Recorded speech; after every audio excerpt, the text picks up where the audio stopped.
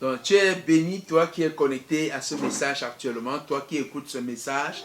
Ce n'est pas un hasard que tu sois en train de l'écouter maintenant. Dieu a sûrement prévu quelque chose pour toi dans ce message.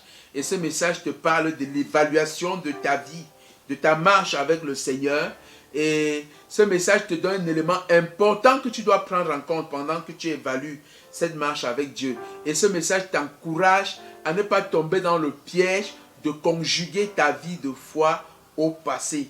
De passer le temps à dire, oh, quand j'avais cru, quand j'étais ceci, je faisais telle chose, je faisais telle autre chose. En réalité, il y a des choses que nous pouvons évaluer dans le passé. Il y a des succès que nous pouvons classer dans le passé sans que ça ne crée aucun problème. Nous pouvons classer notre succès à l'école, au primaire, au secondaire ou à l'université au passé. Nous pouvons classer le succès de l'organisation d'un événement au passé parce que nous n'allons plus réorganiser cet élément. Mais pour ce qui est de la foi, de la marche avec Dieu, nous devons évaluer au présent. Et le texte qui nous inspire dans ce message est celui de Psaume chapitre 1, les versets 1 et 2. Heureux l'homme qui ne marche pas selon le conseil des méchants, qui ne s'arrête pas sur le chemin des pécheurs et qui ne s'assied pas sur le banc des moqueurs, mais qui trouve son plaisir dans la loi de l'Éternel et qui médite sa loi jour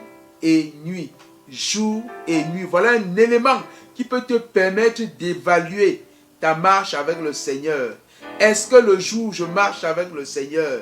Est-ce que la nuit, je marche avec le Seigneur? Nous voyons que c'est des thèmes qui nous poussent tellement dans le présent, dans l'instant que nous vivons. Et ça nous encourage à ne pas conjuguer notre vie de foi au passé. Avant, j'évangélisais, je priais, je témoignais, je cherchais les frères. Et maintenant, qu'est-ce que tu fais?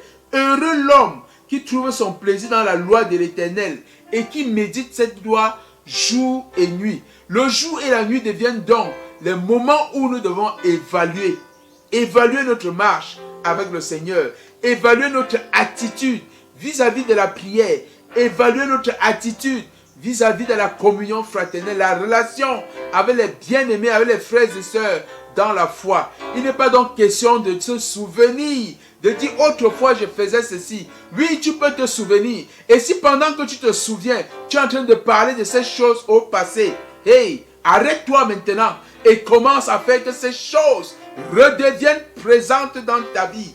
Commence à faire que ces moments agréables avec le Seigneur redeviennent une réalité présente. Parce qu'on ne conjugue pas la marche avec Dieu dans le passé. La marche avec Dieu, c'est une histoire du présent. C'est une histoire du quotidien. C'est une histoire du matin. C'est une histoire de midi. C'est une histoire du soir. C'est une histoire de chaque seconde. Marcher avec Dieu. Et nous avons ce merveilleux exemple de Daniel qui prenait 3 temps chaque jour pour prier, pour écouter le Seigneur, pour passer des moments agréables dans l'intimité avec Dieu.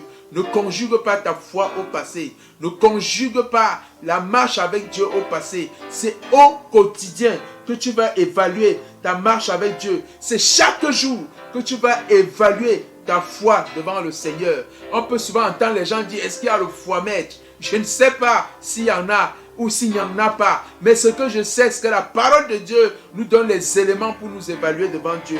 Et en termes de temps, nous devons nous évaluer chaque jour, matin et soir. Heureux l'homme qui trouve son plaisir dans la loi de l'Éternel et qui la médite jour et nuit. Que la parole de Dieu soit l'objet de tes méditations. Que la parole de Dieu soit tes délices. Que connaître le Seigneur soit ton défi à chaque instant, dans chaque projet, dans chaque activité, dans chaque chose que tu entreprends. C'est ce que le Seigneur attend de toi. C'est ainsi que tu seras heureux. C'est ainsi que tu seras joyeux. C'est ainsi que tu seras épanoui.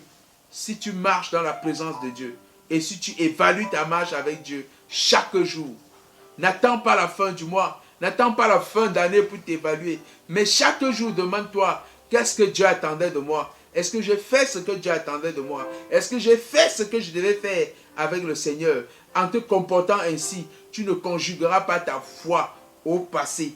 Tu ne conjugueras pas ta foi, ton intimité avec Dieu au passé. ton intimité avec Dieu, ton témoignage ne sera pas renfermé dans le passé, c'est-à-dire mort, mais ton intimité avec Dieu, ta relation avec Dieu, ton témoignage sera vivant et va appeler les gens à servir le Seigneur. Que Dieu te bénisse pendant que tu prends la résolution d'avoir un témoignage vivant au présent, au quotidien avec le Seigneur. Et que gloire soit rendue à Dieu au nom de Jésus-Christ. Amen.